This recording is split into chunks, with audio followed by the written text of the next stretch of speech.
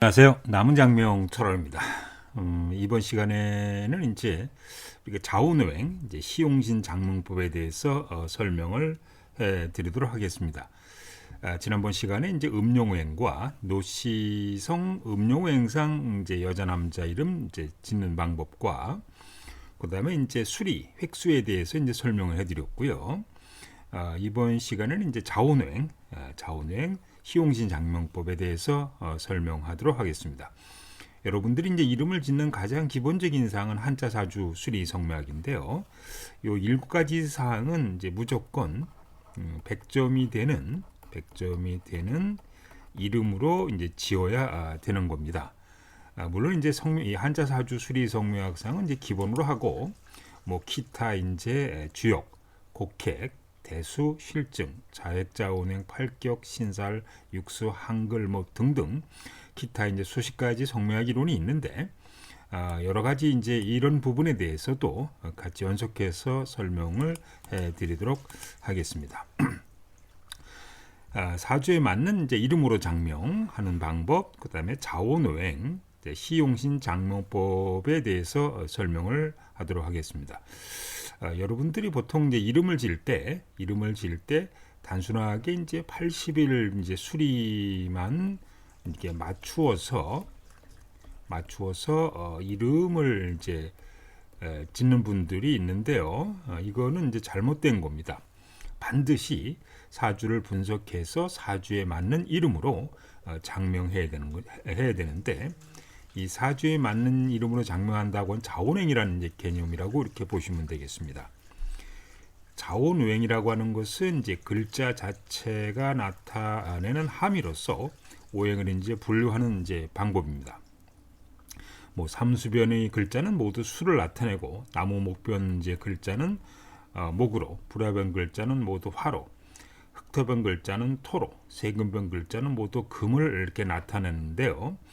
반드시 이것뿐만 아니고 한자 뜻에 따라서 이제 구분되기도 이제 합니다. 우리가 흔히 보면 이제 16핵인 이제 밝을 예자라는 게 있는데요. 밝을 예자. 요 예자는 이제 우리가 또우자 부수예요. 원래 이제 또우자 부수는 좌우노행으로는 수오행이지만은 밝을 예자가 박달한 뜻을 갖고 있어서 좌우노행상으로 화오행을 가진 이제 한자가 되는 겁니다. 그래서 부수에 따라서 구분하는 그 자체도 맞을 수도 있고 안 맞을 수도 있기 때문에 반드시 한자의 좌우노행 그 부분을 구분하시기 바랍니다.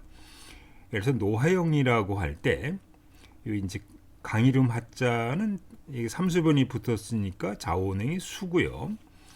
빼어날 영자는 좌우노행상 이제 목기운을 가진 한자라고 보시면 되겠습니다. 그래서 이름을 질 때 가장 이제 이게 기초적인 사항입니다. 가장 기초적인 사항이 사주를 보고 이름을 짓는다.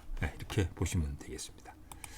자, 그러면은 한번 사주 장명법, 뭐 시용지 장명법, 사주를 분석해서 사주에 맞는 한자로 장명해야 되는데 다음 사주를 좀 보고 사주의 좋은 기운, 나쁜 기운을 한번 따져보도록 하겠습니다. 자, 이밀간이 이제 5월에 태어나서 더운 여름철에 이렇게 태어난 사주입니다. 그래서 이 사주에는 목이 없고 화가 3개가 있고 토가 2개가 있고 금이 2개 있고 수가 2개가 있는데 어쨌든 임수일간이 더운 여름철에 태어나서 불기운이 엄청 강하기 때문에 이 사주의 좋은 기운, 이 사주의 희신, 용신은 이제 금오행, 수오행이 됩니다. 수오행이 되겠고 기신은 사주의 이제 나쁜 기운이 됩니다. 나쁜 기운은 화오행이 나쁜 기운이 되겠고요. 그다음에 화를 도와주는 목오행도 나쁜 기운이 됩니다. 그래서 이름을 질 때 요 사주에 목이 없다 그래서 목을 집어넣고 이름을 짓는 것은 잘못됐다. 그래서 노하영이라는 이름이 강이름 하자는 좌우노행사 수니까 사주에는 좋은데 빼어날 영자는 좌우노행상 목균을 가진 한자로서 사주에 나쁜 기운이 됩니다. 나쁜 기운. 그래서 이거는 사주상으로 맞지 않는 이입니다. 이렇게 보시면 되겠습니다. 자, 두 번째 예를 한번 보죠. 경일간이 이제 추월에 이렇게 추운 겨울철에 태어났네요. 그래서 사주에 토하고 금기운이 아주 강해서 신강사주가 됩니다. 그래서 이 사주에는 목오행이라든지 그 다음에 화오행은 시용신이 됩니다. 시신용신이 되고 그 다음에 토오행, 금오행, 그 다음에 수오행은 이제 기신 사주의 나쁜 기운이 되겠습니다. 근데 사주에 수가 없는데 왜 수를 쓰면 안 되냐고 이제 물으시는 분들이 있어요. 자, 이 사주에 수가 없지만은 수를 쓸 수가 없습니다. 즉 경금일간이 축월에 태어나서 추운 겨울철에 태어났단 말이죠. 추운 겨울철에 태어난 사람 사주에 물이 없다 그래서 물을 집어넣으면 안 된다 이런 얘기입니다. 그래서 이 사주에 보면 강이름 하자는 자원행상 수견을 가진 한자로서 사주에 나쁜 기운이 되고요. 빼어날 영자는 자원행상 모견을 가진 한자로 사주에 좋은 기운이 되겠습니다. 자, 세 번째 한번 보시죠. 사례입니다. 이 사주는 신금일간이 축월에 태어나서 토금 기운이 아주 강한 사주가 됩니다. 그래서 이 사주에는 목오행, 그 다음에 화오행은 자 시용신이 되겠고 좋은 기운입니다. 그 다음에 토오행과 금오행, 수오행은 이제 나쁜 기운이 되겠습니다. 아까도 말씀드렸습니다만 신금일간이 축월에 태어나서 추운 계절에 태어났어요. 추운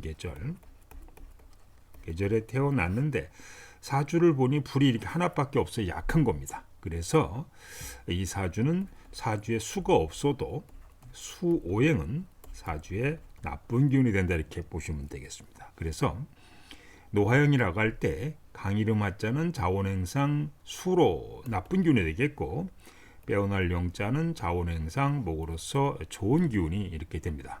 그래서 여러분들이 이제 이름을 지을 때 반드시 사주상으로 좋은 기운, 나쁜 기운을 확인한 다음에 수리상으로 맞춰서 이름을 지시면 되겠는데요.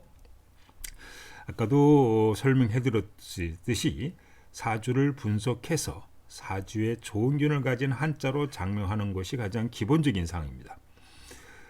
운세를 좋게 하는 개운법으로서 좋은 이름을 장명해 주는 것입니다. 따라서 사주에 좋지 않은 기운을 넣어서 장명하는 것은 아주 좋지 않은 방법이겠고요.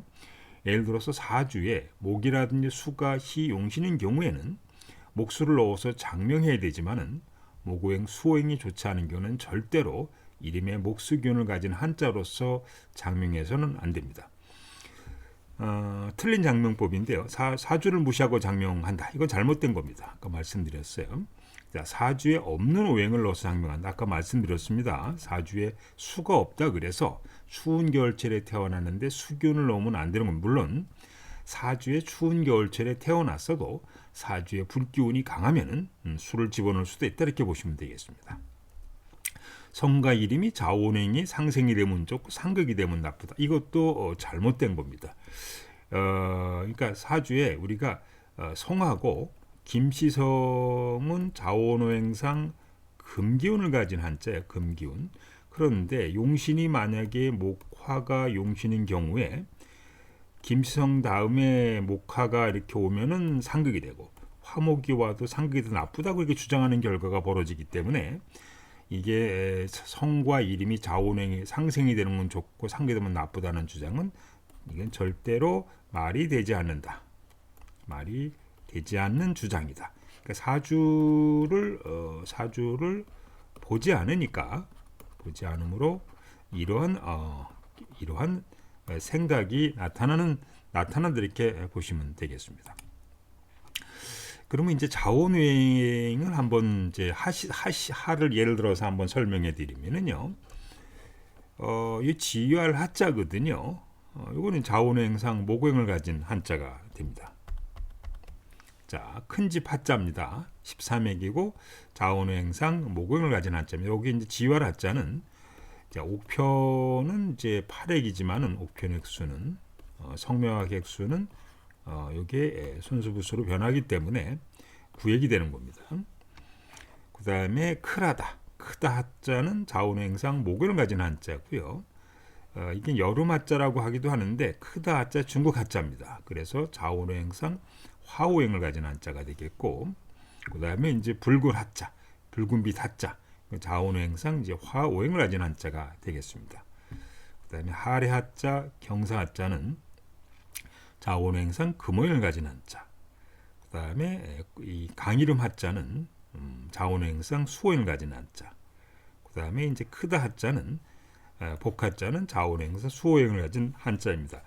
우리가 임명 대법원 홈페이지에 들어가면은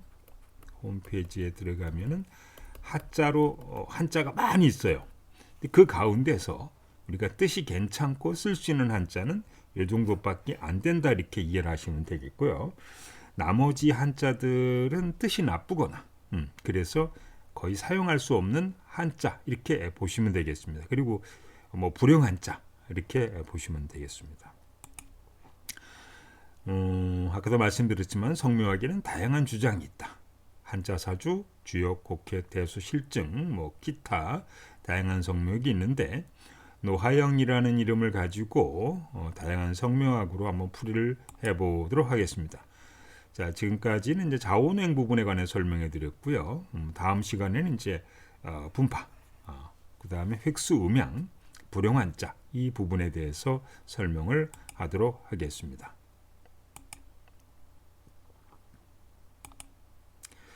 자, 여러분들 가운데서 현재 사용하고 있는 이름이 좋은 자니 궁금하신 분들은 네이버 카페나 다음 카페 게시판에 질문하시면 무료로 상담을 해드리겠고요. 신생아 장명 개명, 그 다음에 사주 궁합, 그 다음에 결혼이사 개업택 이런 홈페이지 게시판에서 신청하시면 되겠습니다. 현재의 집 주소가 좋은 자니 궁금하신 분들, 그 다음에 상호장명, 전화번호 장명, 그 다음에 수맥 처방, 백성가 궁금하신 분들은 가람이루무 장명철학관 원장님에게 문의하시기 바랍니다.